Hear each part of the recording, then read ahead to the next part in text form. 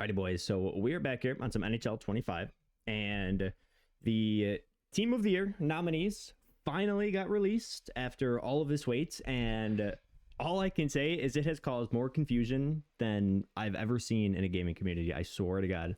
So I promise you, I'm going to do the best that I can to break this down for you guys to kind of explain how it works. And I even made a slideshow, so you guys will literally have visuals on like what I'm talking about, because I was watching a couple streams earlier and I've already watched a couple YouTube videos, and I understand it because I've like watched so much stuff on it already, but it can be a lot to grasp. Okay. So that's why I hope the visuals will work and my little PowerPoint that I made you. So first of all, let's just go through really quick what is on screen here. There is the Team of the Year nominees, forwards, defense, goalies for the NHL, and then the PWHL as well right here. One thing to note, I think they added Matthew Tkachuk. I do not believe, initially I think it was only 5 forwards, and I don't think Matthew Tkachuk was on there. So I do believe they added him, which is kind of interesting. I'm not sure about the PWHL side, but it seems like there are 7 forwards in total now. If we move along here, there is also a Team of the Week, which I'll just show on screen really quick. I'm not going to talk too much about the Team of the Week today in this video. It's going to be mainly focused on the Team of the Year. But I'm just showing these really quick. There's also Nations Face-Off. Sorry, 4 Nations Face-Off here. You do get one of these cards for free. And essentially how this works, I will just show you guys real quick on screen here. It says, as you earn XP throughout HUT and World of Chell, you'll add towards a global XP leaderboard and earn nation-themed rewards. Tier 1 will already be unlocked, and a free 4 Nations Face-Off themed HUT pack will be available in the store, as well as a World of Chell jersey in the World of Chell item shop. Additionally, tiers include upgrade tokens for your 4 Nations Face-Off HUT item, banners, coins, XP, and more. So they show the tiers down here. The 4 countries that you can choose: Canada, Finland, Sweden, and USA. And like it shows, you get a pack in Ultimate Team, and then you get the jersey in the World of Chell.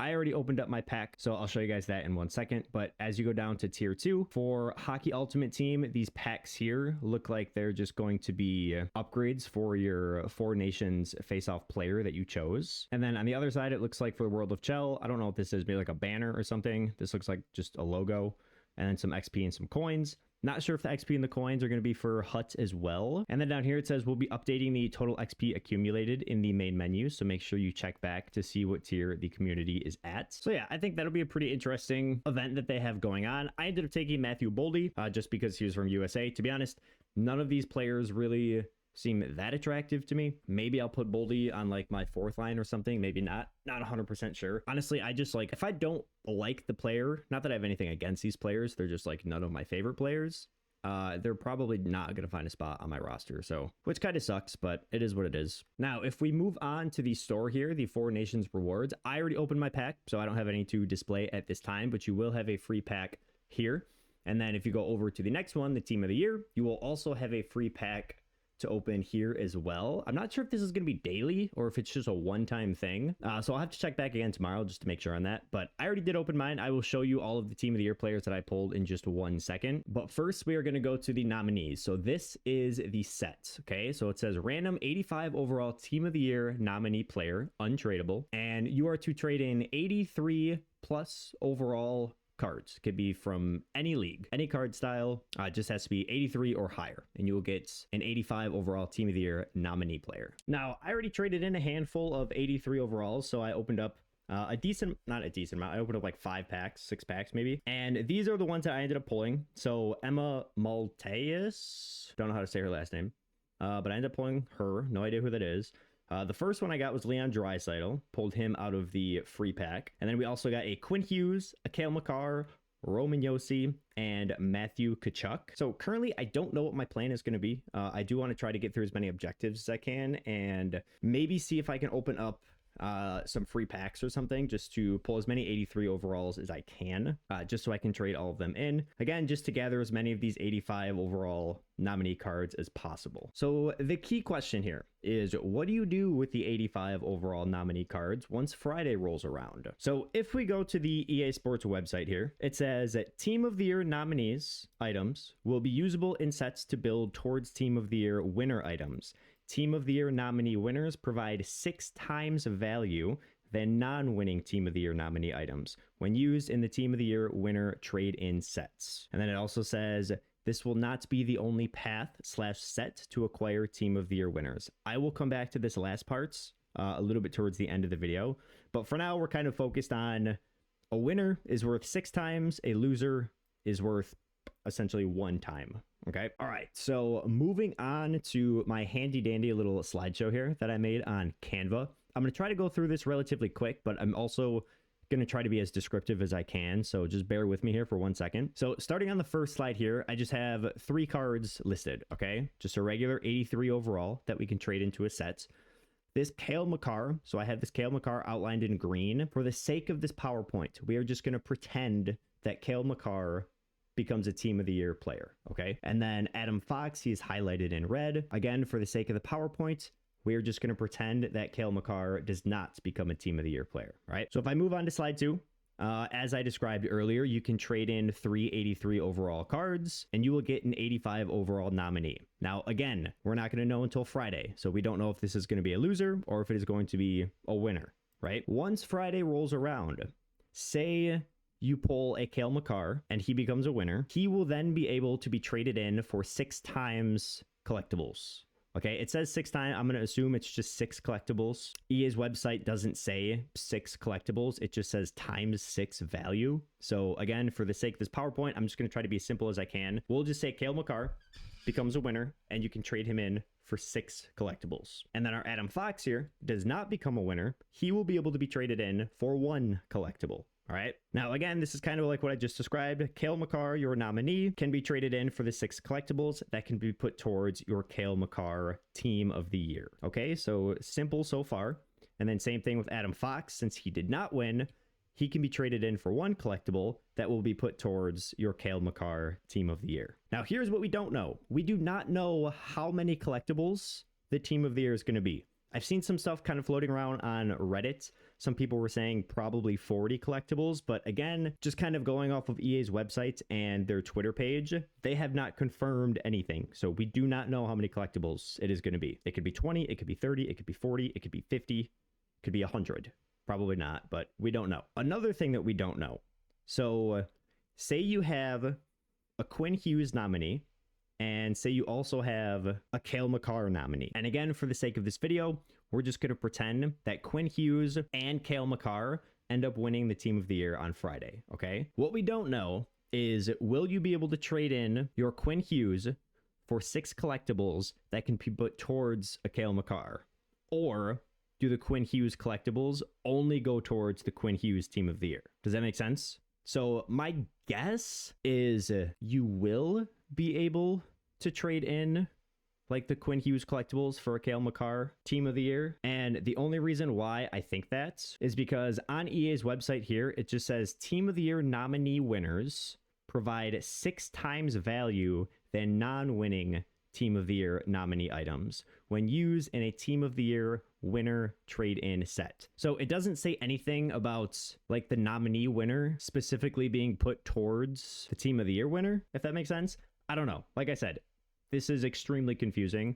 So this whole page right here, we don't know if you'll be able to put a Quinn Hughes collectible towards a Cale Makar collectible. But my guess is you will be able to, but we'll just have to wait till Friday to find out. Another thing we don't know is once Friday comes around, will you be able to trade in an 85 plus overall card, just a base card, for a collectible? Could it be 1 collectible? Could it be more than 1 collectible? Will you be able to trade in 86s or 87s for 2, 3, 4 collectibles? Again, this is just something we don't know yet. And like I said, going off of EA's website and off of their Twitter page, none of this is confirmed. So as of right now, it's all just kind of a massive mystery. So as of right now, what should you do with your cards? I believe the best thing that you could do right now is trade in as many untradeable 83s as you can for like one of the nominee sets. This is just going to allow you to stack up as many nominee cards as you possibly can. And since they're untradeable 83s, like you obviously can't sell them in the store. So I would send as many 83s as you can into those sets just to collect as many nominees as possible. Now, some of you are going to ask, is it worth it to like go to the store to buy a bunch of 83s and then put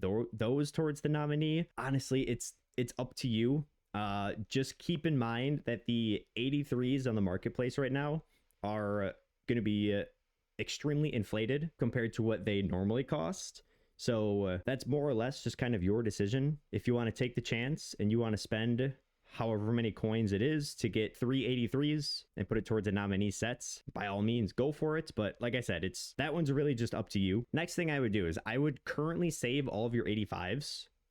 Just in case Friday rolls around and we are able to trade in the 85s for a collectible, that could obviously be extremely beneficial and worthwhile to send all the 85 like untradables and turn them into collectibles. And then last thing is just do your chores, gather as many free 83s as you can, gather as many free packs as you can, and just kind of sit on those and just send, like I said, as many of those as you can into the nominee sets. And then last slide here, what's kind of up in the air still? Like, what are some question marks? What are some stuff that we don't know? Like I mentioned earlier, buying the 83s from the market, this is really up to you. If you want to spend the money and you want to do it and you want to test your luck in nominee sets, you can. But like I said, also just keep in mind 83s are going to be a lot more expensive now than what they normally go for. So just keep that in mind. And then the next thing is buying 85s from the market. So some people might want to jump to the market right now, buy a bunch of 85s and save them for Friday. But for one, I don't know how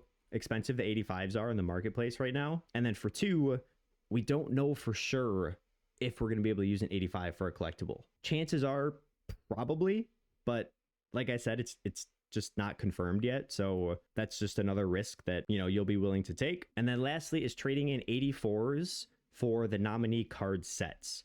Now, again, I would probably just sit on the 84s for now. I wouldn't do anything with them because once Friday rolls around, we might be able to trade in, you know, 2 84s for a collectible, or we might be able to trade in, you know, 1 84 for one collectible. They probably won't do 1 84, but, you know, we might be able to trade in 2 84s for a collectible or something. And if the sets end up skipping, like they go from 83 to 85, then you can probably go back and just send, you know, all of your untradeable 84s into the nominee sets and test your luck there. But like I said, I would just kind of sit on the 84s and the 85s for the time being and just kind of wait till Friday. So that is going to do it for this video. Like I said earlier, I know it's so confusing, and myself and everybody else in the entire community wishes EA could be a little bit more transparent and just explain these things to us a little bit better. But hopefully my little PowerPoint demonstration helped. And if it did, let me know in the comments down below. Also be sure to like the video if it did help you, because the more attention this video gets, the more people it's going to help out just kind of understand what's going on with the whole team of the year thing right now. And then of course, if anything changes from now up until Friday, I will be sure to let you guys know as soon as I possibly can. So make sure you guys are subscribed for that. But from there, I hope you guys have a great day, a great night, and I will catch you guys in the next one. Thanks.